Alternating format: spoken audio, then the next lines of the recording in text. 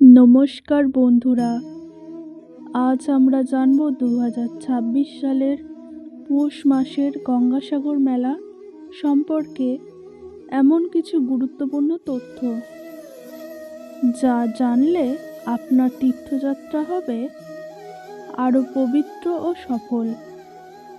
জয় মা গঙ্গা। গঙ্গাসাগর মেলা কেন এত পবিত্র? গঙ্গাসাগর মেলা হয় যেখানে পবিত্র গঙ্গা নদী এসে মিলেছে বঙ্গোপসাগরের সাথে।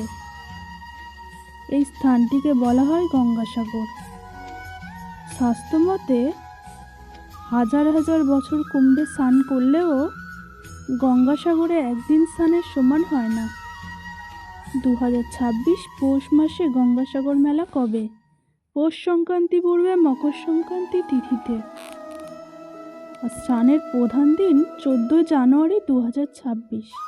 মেলা শুরু পৌষ মাসের মাঝামাঝি, মেলা শেষ মকর সংক্রান্তির পর কয়েকদিন। গঙ্গাসাগরে স্নানের মাহাত্ম্য। বিশ্বাস করা হয় পাপ ক্ষয় হয়, পূর্বপুরুষের আত্মা শান্তি পায়, জীবনের বাধা কাটে, ভগবানের কৃপা লাভ হয়। বিশেষ করে পৌষ সংক্রান্তিতে স্নান করলে 100 গুণ ফল পাওয়া যায়। কপিল মুনির আশ্রমের গুরুত্ব। গঙ্গাসাগরে অবস্থিত কপিল মুনির আশ্রম পুরাণ মতে সাগর রাজার 60,000 পুত্র এখানে মুক্তিলাভ করেছিলেন। তাই এখানে পিণ্ডদান ও তর্পণ অত্যন্ত ফলদায়ক। তীর্থযাত্রীদের জন্য গুরুত্বপূর্ণ টিপস: ভোরে স্নান করুন, গরম কাপড় রাখুন, মোবাইল ও মানিব্যাগ সাবধানে রাখুন, সরকারি ঘাট ব্যবহার করুন, শিশু ও বৃদ্ধদের বিশেষ যত্ন নিন।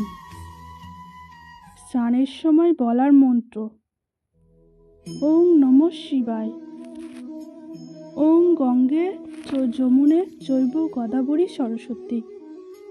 যদি আপনি গঙ্গাসাগর যেতে চান তাহলে ভিডিওটা শেষ পর্যন্ত দেখুন। আর যদি একদিন যাওয়ার ইচ্ছা থাকে তাহলে এখনই মা গঙ্গার নাম দিয়ে জয় মা গঙ্গা লিখে কমেন্ট করুন। ভিডিওটি ভালো লাগলে